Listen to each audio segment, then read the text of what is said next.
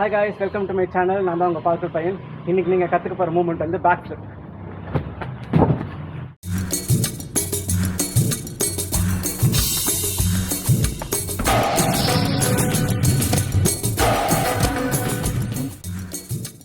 எந்த moment start பண்ணதுக்கு முன்னாடி நீங்கள் ஞாபகம் வச்சுக்க வேண்டிய ரெண்டு முக்கியமான விஷயம் வார்ம் அப் அண்ட் சேஃப்டி.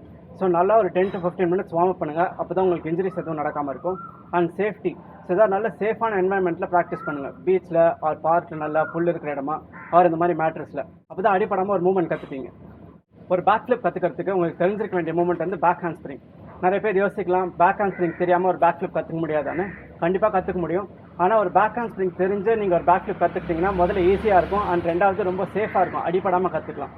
இன்னொரு விஷயம், நீங்கள் ஒரு பேக் ஹேண்ட் ஸ்ப்ரிங் கற்றுக்கிறதுக்கு ஒரு மெக்காக்கோ ஃப்ளிப் கற்றுப்பீங்க, அதை யூஸ் பண்ணி ஒரு பேக் ஹேண்ட் ஸ்ப்ரிங் கற்றுப்பீங்க அண்ட் அதை யூஸ் பண்ணி ஒரு பேக் ஃப்ளிப் கற்றுப்பீங்க. ஸோ பை த டைம் நீங்கள் ஒரு பேக் ஃப்ளிப் ப்ராக்டிஸ் பண்ணும்போது உங்களுக்கு ஆல்ரெடி ஒரு 2-3 மூமெண்ட் ஏற்கனவே தெரிஞ்சிருக்கும். நீங்கள் டேரெக்டாக பேக் ஃப்ளிப் ப்ராக்டிஸ் பண்ண ஆரம்பிச்சிங்கன்னா உங்களுக்கு வெறும் பேக் ஃப்ளிப் மட்டும் தான் தெரிஞ்சிருக்கும், மற்ற மூமெண்ட்ஸில் எதுவுமே தெரிஞ்சிருக்காது. அண்ட் கொஞ்சம் டேஞ்சரஸ் கூட. நீங்கள் இந்த ப்ராசஸில் போனீங்கன்னா நீங்கள் நிறையா மூமெண்ட்டும் கற்றுக்கலாம் அண்ட் சேஃபாகவும் கற்றுக்கலாம். ஃபர்ஸ்ட் ஸ்டெப், ஒரு 4-5 பேக் ஹேண்ட் ஸ்ப்ரிங் பண்ணி வார்ம் அப் பண்ணிக்கோங்க.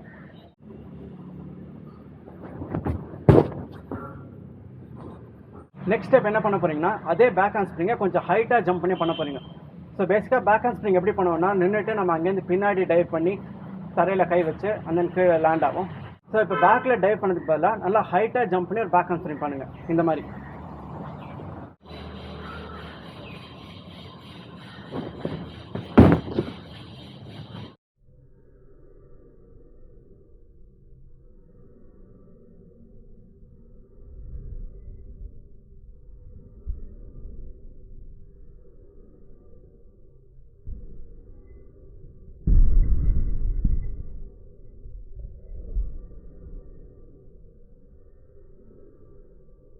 இந்த பேக் ஹேண்ட் ஸ்ப்ரிங் நல்லா ஹைட்டாக பண்ணதுனால உங்களுக்கு அந்த ஏர் டைம் ஃபீலிங் நல்லா புரியும்.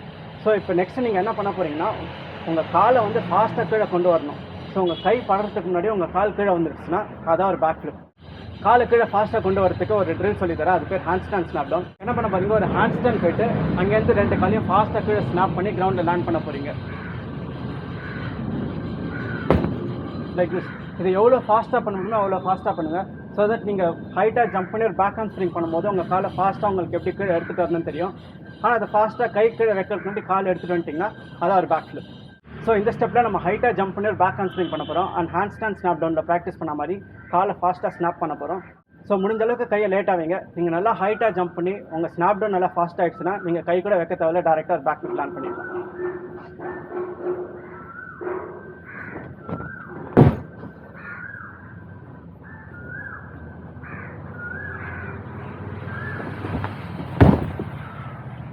இது நல்லா கம்ஃபர்டபுள் ஆகிடுச்சு, உங்களால் ஃபாஸ்ட்டாக ஸ்னாப் டவுன் பண்ண முடியும்னா போக போக இன்னும் நல்லா ஹைட்டாக ஜம்ப் பண்ணி நல்லா ஃபாஸ்ட்டாக ஸ்னாப் டவுன் பண்ணுங்கள். கை வைக்காமல் லேண்ட் பண்ண ட்ரை பண்ணுங்கள்.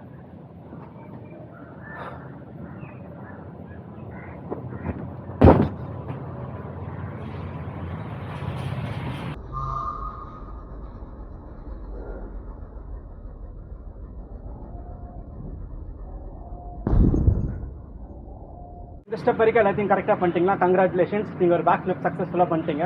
ஆனால் ஒரு ப்ராப்பர் பேக் ஃப்ளிப் வந்து நீங்கள் ஜம்ப் பண்ணி 2 காலையும் டக் பிடிச்ச ஃப்ளிப் பண்ணது தான். ஸோ இப்போ அதுக்கான ஒரு ப்ரோக்ரஷன் பார்ப்போம். என்ன பண்ண போகிறீங்க, இந்த மாதிரி கீழே உட்காருங்க. உட்காந்தப்புறம் இங்கேருந்து பேக்கில் ஃபாலோ ஆகிட்டு கையை வந்து மேக்ஸிமம் பின்னாடி எடுத்துகிட்டு போயிட்டு அதுக்கப்புறம் 2 காலையும் மடக்கி டக் பண்ணுங்கள். ஸோ உங்கள் 2 நீயும் செஸ்ட் கிட்ட வரணும் அண்ட் நீங்கள் உங்களோட ஷின்னை பிடிக்கணும், உங்கள் முட்டிக்கு கீழே பிடிக்கணும். ரொம்ப கீழே பிடிக்காதீங்க, உங்கள் முட்டியும் பிடிக்காதீங்க.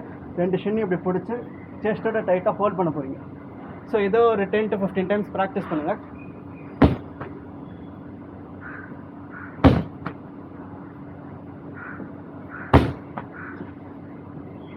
இந்த ப்ராக்ரெஷன் உங்களுக்கு கம்ஃபர்டபுள் ஆகிடுச்சுன்னா நெக்ஸ்ட் வந்து நீங்கள் ஸ்டாண்டிங்கில் இந்த டக் ஜம்ப் ப்ராக்டிஸ் பண்ணுங்கள். ஸோ நின்றுட்டு கையை நல்லா மேலே த்ரோ பண்ணுங்கள்.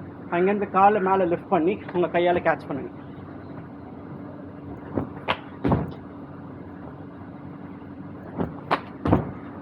ஸோ இதான் லாஸ்ட் அண்ட் ஃபைனல் ஸ்டெப். இப்போ நீங்கள் கற்றுக்கிட்ட எல்லாத்தையும் ஒன்றா கம்பைன் பண்ண போகிறீங்க. நல்லா கையை த்ரோ பண்ணி ஹைட்டாக ஜம்ப் பண்ணுங்கள்.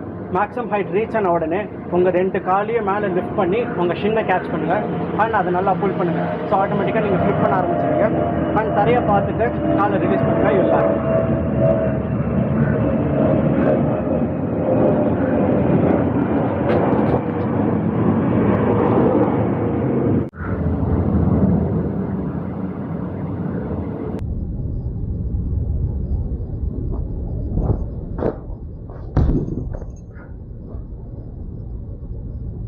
So this is how you learn a backflip using a back handspring. நான் திரும்பவும் சொல்கிறேன், உங்களுக்கு ஒரு பேக் ஹேண்ட்ஸ்ப்ரிங் பண்ண தெரியலனா இந்த டியூட்டோரியல் உங்களுக்கு யூஸ்ஃபுல்லாகவே இருக்காது. ஸோ முதல்ல அதை கற்றுக்கோங்க, அதை யூஸ் பண்ணி சேஃபாக ஒரு பேக்ஃப்ளிப் கற்றுக்கோங்க. இந்த வீடியோ உங்களுக்கு யூஸ்ஃபுல்லாக இருந்துச்சுன்னா லைக் பண்ணுங்கள், ஷேர் பண்ணுங்கள், அண்ட் கமெண்ட்ஸில் உங்களுக்கு என்ன டவுட்ஸ் இருக்கோ அதை சொல்லுங்கள், நான் கிளாரிஃபை பண்ணுறேன். அண்ட் வேறு ஏதாவது டியூட்டோரியல்ஸ் வேணாலும் சொல்லுங்கள், நான் நெக்ஸ்ட் அந்த வீடியோ எடுக்க ட்ரை பண்ணுறேன். See you in the next video guys. Bye bye.